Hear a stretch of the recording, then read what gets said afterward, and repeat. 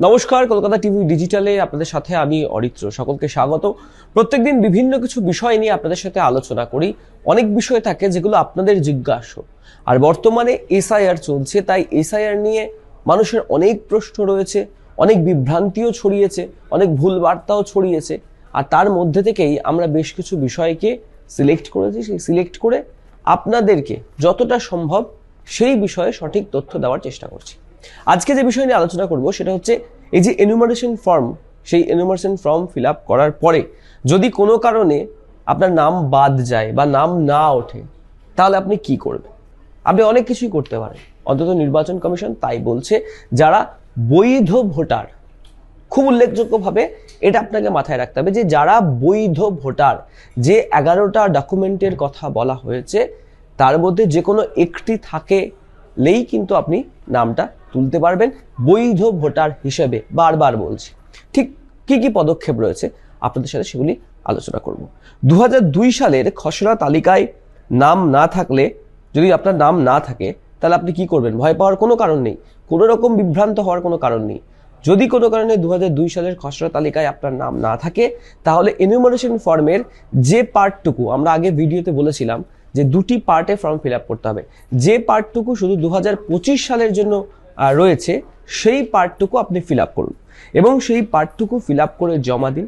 জমা দেওয়ার পরে যে সময়টা হিয়ারিংয়ের দিনক্ষণ রয়েছে, এই যাদের ভোটার তালিকায় নাম নেই বা কোনো গন্ডগোল রয়েছে, সেইগুলি নিয়ে একটা হিয়ারিংয়ের টাইম কিন্তু নির্দিষ্ট করেছে কমিশন। সেই হিয়ারিংয়ের সময় আপনি 11টি নথির মধ্যে যে কোনো একটি নথি নিয়ে আপনাকে যেতে হবে। এক্ষেত্রে বিএলও আপনাকে সাহায্য করবে, যারা বিএলওর কাজ করছেন বা বিএলওর দায়িত্ব নিয়েছেন তাদের কাছে এমন নির্দেশ রয়েছে যে যদি কোনো সমস্যা হয়, কোনো জিজ্ঞাসা থাকে, কোনো বিভ্রান্তি থাকে, তাহলে ডাউট ক্লিয়ার কিন্তু করে দেবেন বিএলওরা। এবং ভয় পাওয়ার কোনো কারণ নেই। অনেকে ভয় পাচ্ছেন যে 2002 সালের তালিকায় নাম নেই, কি হবে তাহলে 25-এ আমি আমার নাম আদৌ উঠবে কিনা, এসআইআর খসড়া তালিকাতে আমার নাম থাকবে কিনা, এগুলো নিয়ে একদম ভয় পাওয়ার কোনো কারণ নেই। কারণ নির্বাচন কমিশন যেমন সমস্যা রয়েছে তার সমাধানের রাস্তাও কিন্তু খোলা রেখেছেন কমিশনের তরফ থেকে, সেরকমও কিছু নির্দেশিকা দেওয়া আছে। এবার দ্বিতীয় প্রসঙ্গ আসি।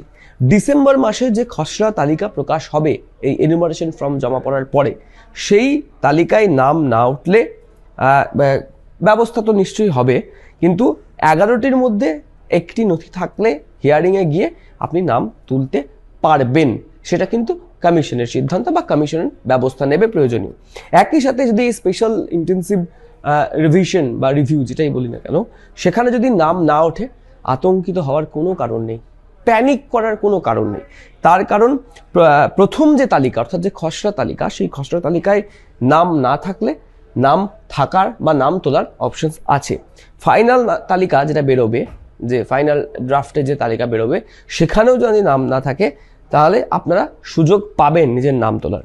এবং একই সাথে যদি আপনার কোনো ক্ষেত্রে মনে হয় যে ইআরও যারা রয়েছেন, বিএলওর ঠিক উপরে যারা ইআরও রয়েছেন, তাদের যদি কাজে আপনি অখুশি হন বা আপনি যদি মনে করেন যে আপনার এই এনুমারেশন ফর্ম ফিল আপ থেকে শুরু করে খসড়া তালিকায় নাম তোলা, এই গোটা প্রসেসে ইআরওদের যে ভূমিকা, সেই ভূমিকায় যদি আপনি অখুশি হন, তাহলে চিন্তা করার কোনো কারণ নেই। আপনার জেলার নির্বাচনী আধিকারিক যিনি রয়েছেন অর্থাৎ ইআরওর উপরে যিনি রয়েছেন, আপনি তাকে আপিল করতে পারবেন। যদি আপনার মনে হয় যে জেলা নির্বাচনী আধিকারিক যিনি রয়েছেন তারও কোনো কাজে আপনি খুশি হতে পারছেন না বা আপনার কোথাও মনে হচ্ছে যে বিষয়টাতে কোনো গরমিল রয়েছে, তাহলে আপনি কাকে অ্যাপিল করতে পারবেন? খোদ আমাদের রাজ্যের যিনি মুখ্য নির্বাচনী আধিকারিক আছে তার কাছে অ্যাপিল করতে পারবেন গোটা বিষয়টি নিয়ে। এই এসআইআর ফর্ম ফিল আপ থেকে, এনুমারেশন ফর্ম ফিল আপ থেকে শুরু করে গোটা প্রসেসটাতে যদি আপনার কোথাও ডাউট হয়, ইআরও বা ইলেকশন কমিশনের দায়িত্বপ্রাপ্ত যিনি জেলার নির্বাচনী আধিকারিক রয়েছেন তার কোনো কাজে। তৃতীয়ত হচ্ছে ফাইনাল তালিকা, অর্থাৎ এই এসআইআর পরে যে ফাইনাল তালিকা বেরোবে, খসড়া তালিকার পরে যে ফাইনাল তালিকা বেরোবে, খসড়া তালিকা বেরোনোর পরে হিয়ারিং হবে। যেমনটা আমি আগেই বললাম শুরুতে, যে যাদের নাম থাকবে না তাদের ভয় পাওয়ার কোনো কারণ নেই।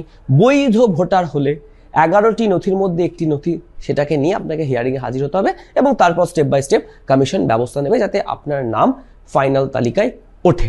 তো সেই জায়গায় দাঁড়িয়ে একমাত্র বৈধ ভোটার হলেই আপনি ফাইনাল তালিকায় নাম তুলতে পারবেন, এমনটা কিন্তু কমিশনের তরফ থেকে একটা বলা হচ্ছে। সব মিলিয়ে কোনো বিষয় নিয়ে আতঙ্কিত হওয়ার কোনো প্রয়োজন নেই।